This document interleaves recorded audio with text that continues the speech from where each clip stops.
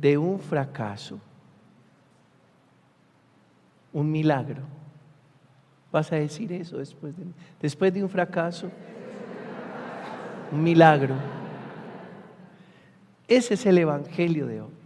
Después de un fracaso, un milagro. Dice el texto que la gente se agolpaba en torno a Jesús para escuchar la palabra de Dios. Digamos que esa es la postura nuestra.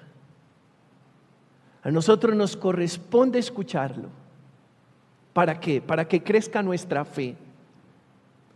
Cuando usted se ha preguntado, ¿cómo hago para acrecentar mi fe? La respuesta es escuchándolo a Él. Romanos 10:17.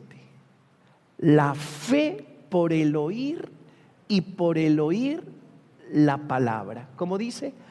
La fe por el oír y por el oír la palabra. Así que la gente se agolpaba en torno a Jesús para oír la palabra de Dios. Luego dice que Jesús vio 2 barcas que estaban a la orilla. Entonces la gente escuchando y Jesús viendo. Porque si por el oír se despierta la fe, por el el ver se despierta el amor. Diga, por el oír se despierta la fe. Por el ver se despierta el amor.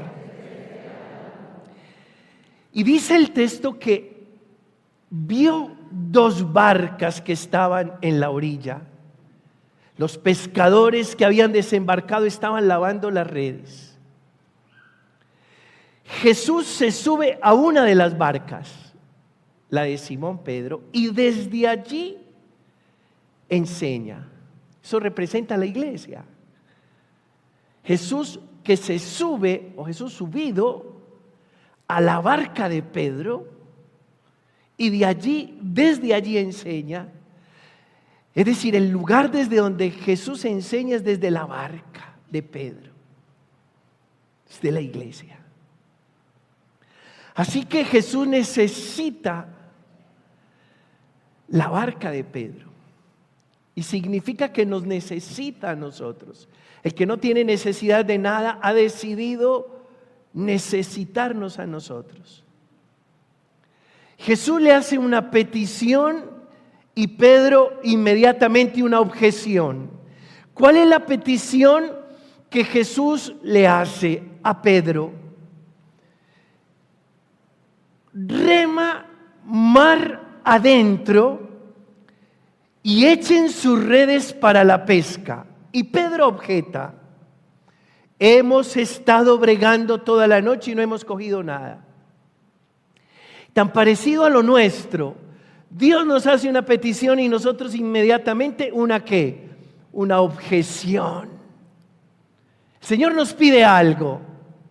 Le dijo a Pedro: rema mar adentro y echen sus redes para la pesca. Es una petición de Jesús. Inmediatamente Pedro objeta. Ante la petición, una objeción. Hemos estado bregando toda la noche y no hemos cogido nada. Yo creo que cuando Pedro estaba pronunciando la objeción, se dio cuenta que la estaba ¿qué? La estaba embarrando. Porque Jesús hace la petición, Pedro la objeción. Mientras Pedro está objetando, se da cuenta que la está embarrando y dice a renglón seguido: pero por tu palabra echaré las redes. Es decir, una petición, una objeción, un acto de obediencia. Después de mí una petición, una objeción, un acto de obediencia. Cuando el Señor te haga una petición, es probable que tú objetes, pero por favor no se te olvide que todo debe terminar con un acto de obediencia.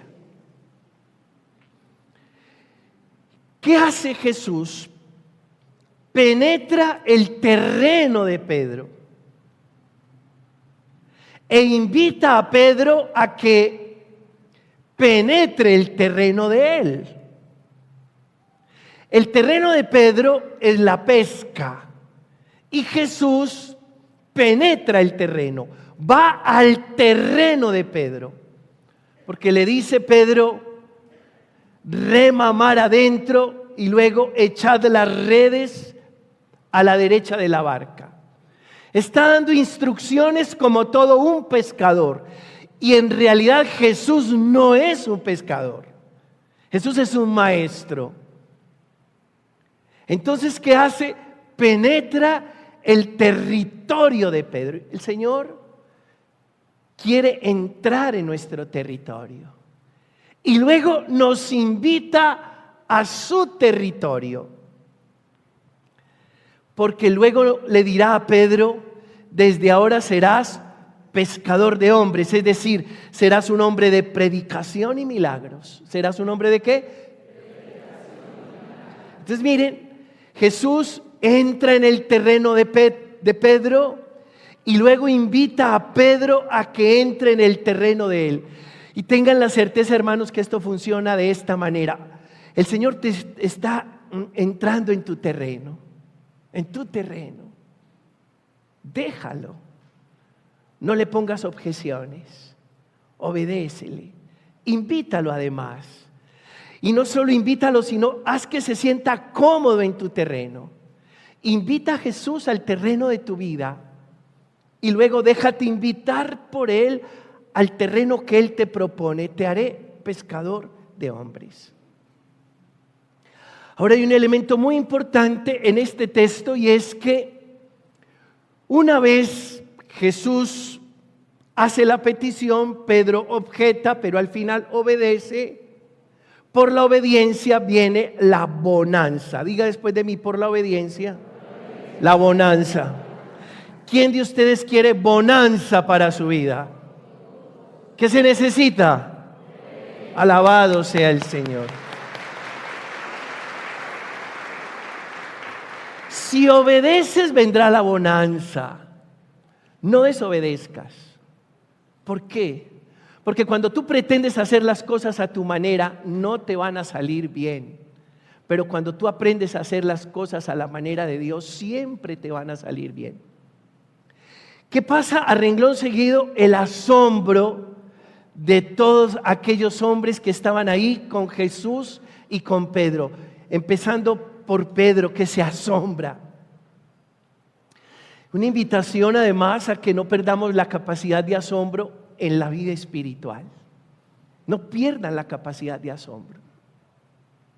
Y para no perder la capacidad de asombro en la vida espiritual es necesario cultivar la capacidad contemplativa. La capacidad contemplativa. Cuando uno está muy distraído, muy afanado o muy disperso, no es capaz de descubrir la grandeza, la belleza y la riqueza en los detalles. Cuando está muy distraído, muy disperso o muy afanado, no es capaz de captar la belleza, la riqueza y la grandeza de la vida en los detalles. Ahora, cuando tú eres capaz de bajarle a la prisa, a la dispersión y a la distracción, comienzas a cultivar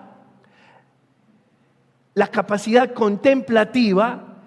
Y a partir de la capacidad contemplativa vendrá como consecuencia la capacidad de asombro. Cuando una persona es contemplativa, es porque se está deteniendo en los detalles y está descubriendo en los detalles la grandeza, la belleza y la riqueza de la vida. Se asombra por todo. Nada más triste que una persona ya no se asombre, ya no la asombra nada. ¿Y qué quieres? Cualquier cosa. ¿Y qué te gustaría? Nada. ¿Y qué pasa contigo? Me da lo mismo 8 que 80. Cuando una persona dice que no quiere nada, que nada le parece gracia, que le da lo mismo lo uno que lo otro, perdió su capacidad contemplativa, ya no disfruta lo sencillo, pequeño, no se acoge al detalle de la vida y pierde la capacidad de asombro. Pedro, junto con los otros discípulos, se asombran. ¿Y por qué se asombran? Porque vienen de un fracaso. Y les dije ahorita que después del fracaso, el milagro. ¿Cómo es? Después del fracaso, el milagro. ¿Y por qué viene Pedro de un fracaso?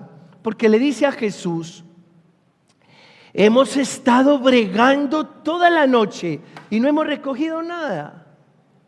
Venimos de un fracaso. ¿Quiénes de ustedes le tienen miedo al fracaso? Desde hoy no le van a volver a tener miedo al fracaso, porque después del fracaso viene el alabado sea Dios por eso.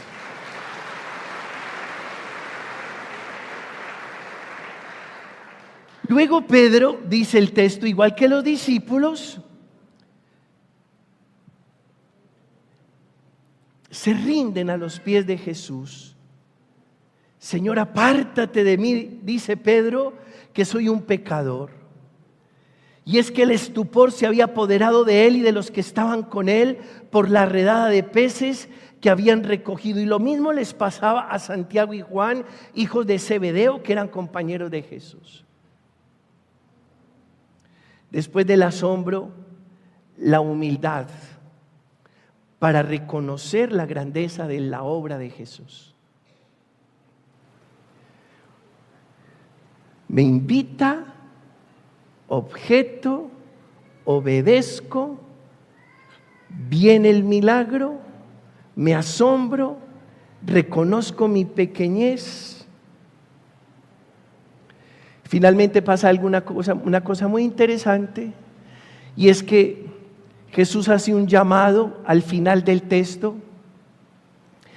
y dice: desde ahora, Pedro, serás pescador de hombres.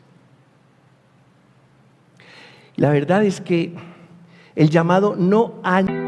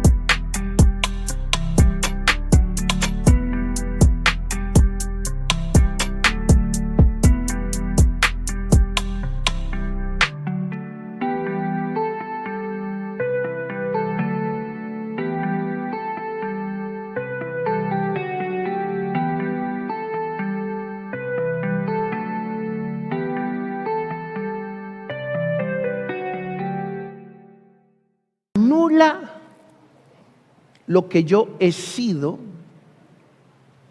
sino que engrandece y plenifica. Cuando el Señor te llama, no anula lo que tú has sido. Es decir, necesita lo que ya fuiste. Entonces el llamado no anula lo que tú has hecho en la vida, solo que ese llamado engrandece y plenifica, le da estatus a lo que tú hacías anteriormente. Ya no vas a pescar animalitos en el mar, ahora vas a ser pescador de hombres. Estatus. Es como si yo te digo, ya no más vas a ir en tu motocicleta repartiendo en Rappi. De ahora en adelante, desde una oficina, vas a coordinar todos los envíos desde el exterior para este país. ¡Wow! Entonces a usted la vida le cambió, pero el Señor contó con lo que tú sabías, porque lo que tú sabías sigue siendo importante para Él.